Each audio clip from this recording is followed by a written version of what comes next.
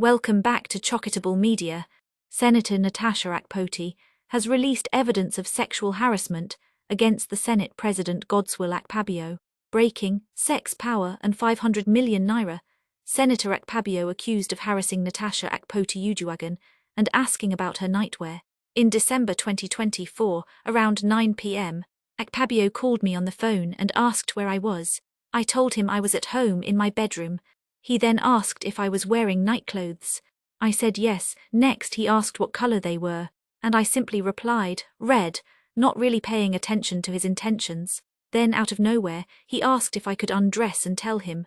Curious to see where he was going with this, I played along and said okay. After a few moments, I told him I had undressed. That's when things took a strange turn. He told me to finger myself, smell my fingers and describe the scent. Shocked, I asked why. Instead of answering, he told me to send my account number. Moments later, I received a credit alert, 500 million Naira, just for fun, he said. While I was still in disbelief, he asked me again about the smell.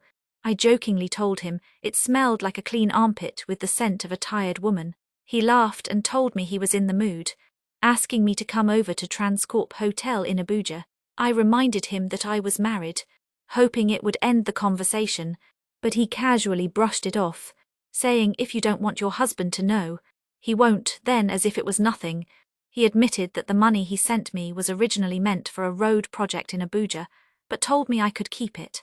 To prove how aroused he was, he even sent me a picture of his dick. At that point I told him, this is too much, I'm a married woman. That's when his tone changed. He said, soon your Senate seat will be empty. And that's where our problems began. The next day at the Senate House rest home, he blocked my way and said he just wanted to grab my ass. To avoid causing a scene, I let him, but when he tried to hold on for longer, I pushed him away and walked off. The key question is whether you believe this evidence is robust enough to be used in court against Akpabio. Will public support for Natasha decline after this revelation? And is it sufficient to hold Akpabio accountable? With the court now allowing the Senate to initiate the recall process, what do you think her next steps should be? Please subscribe and I'd love to hear your thoughts. Feel free to share them in the comments. Thank you for tuning in. Thank you for watching. If you're new to this channel, consider subscribing so you won't miss out any of our latest video.